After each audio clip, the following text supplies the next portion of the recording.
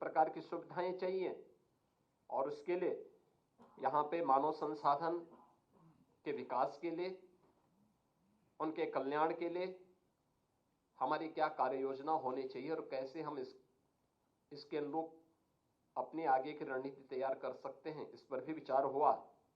लेकिन साथ साथ पुलिस बिहेवियर को लेकर के, उनकी ट्रेनिंग को लेकर के भी यहां पर महत्वपूर्ण प्रस्तुतियां हम सबके सामने प्रस्तुत किया गया। प्रोसिक्यूशन और कारागार के बारे में भी यहां पे एक महत्वपूर्ण सत्र आयोजित हुआ। CCTNS 2, न्याय संहिता और फॉरेंसिक पर आधारित भी एक महत्वपूर्ण सत्र हम सबके सामने यहां पर था, जिस पर इसके जो अधिकृत वक्ता थे, उस फील्ड के एक्सपर्ट थे, उन्होंने भी अपने महत्वपूर्ण विचारों से इस पूरे कार्यक्रम को और रोचक बनाने में अपना योगदान दिया।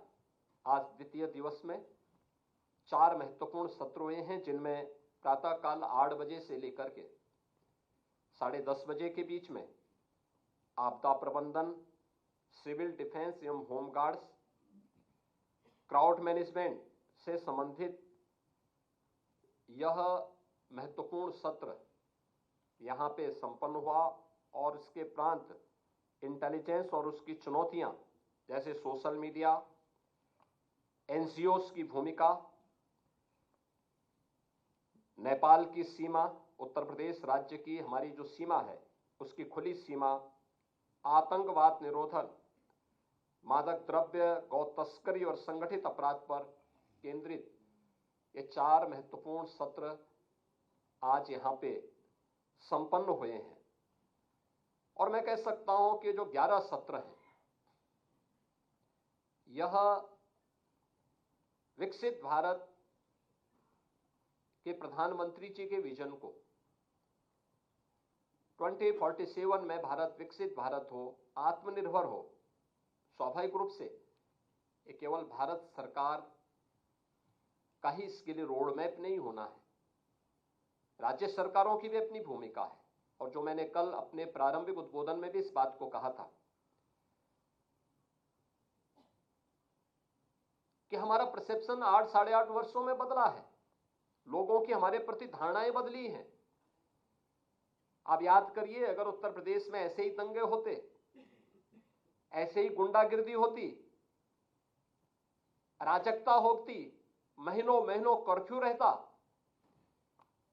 क्या हमारे बारे में धारणाएं बदल जाती?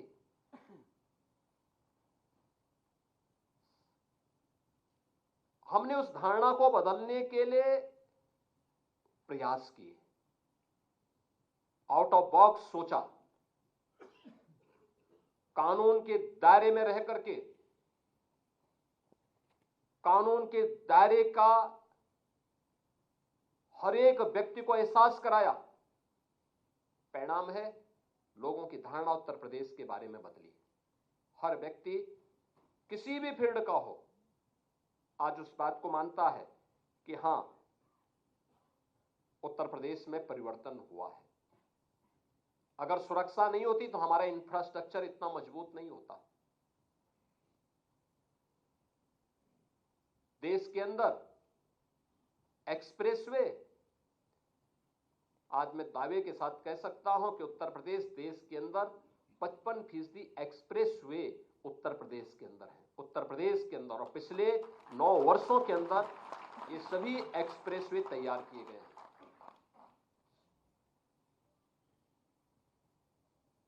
देश के अंदर सबसे बड़ा एयर कनेक्टिविटी का नेटवर्क भी यूपी के पास है। और अभी उत्तर प्रदेश देश का सबसे बड़ा एयरपोर्ट का शुभारंभ करने जा रहा है। इसी अगले महीने ही यह शुभारंभ हो जाएगा। देश का सबसे बड़ा रेल नेटवर्क भी यूपी के पास है, 16,000 किलोमीटर का रेल नेटवर्क। सबसे ज्यादा शहरों में मेट्रो का संचालन, पब्लिक ट्रांसपोर्ट की सुविधा उत्तर प्रदेश के अंदर है। देश के अंदर पहली रैपिड रेल और देश का पहला वाटरवे ये यूपी के अंदर आज संचालित हो रहा है। ये प्रयास करने से आगे बढ़ा है, लेकिन उसकी नींव है आज हर व्यक्ति यहां आता है, हर व्यक्ति निवेश करने को तैयार है, इसलिए क्योंकि उसको लगता है कि सुरक्षा है, उसको लगता है कानून का राज है, कोई चीटिंग नहीं होगी, किसी भी स्तर पर धोखा नहीं होगा, सुरक्षा का एहसास होता है। और उसके लिए जब उस प्रकार का वातावरण बनाया गया तो वह व्यक्ति इसके लिए तैयार हो पाया, और इसीलिए आज यहां निवेश भी है तो उसके अनुरूप हमने एम्प्लॉयमेंट भी दिया है। आप देखिए कितना पारदर्शी तरीके से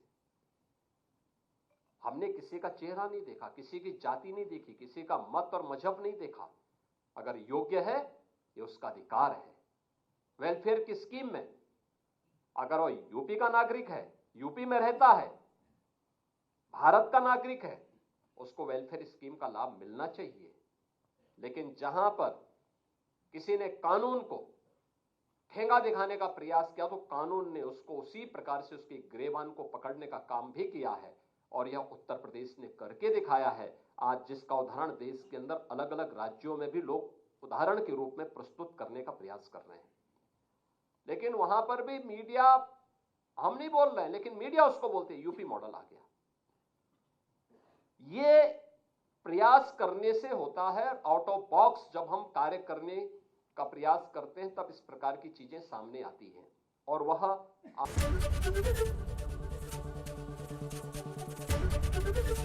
एबीपी गंगा, खबर आपकी, जुबान आपकी।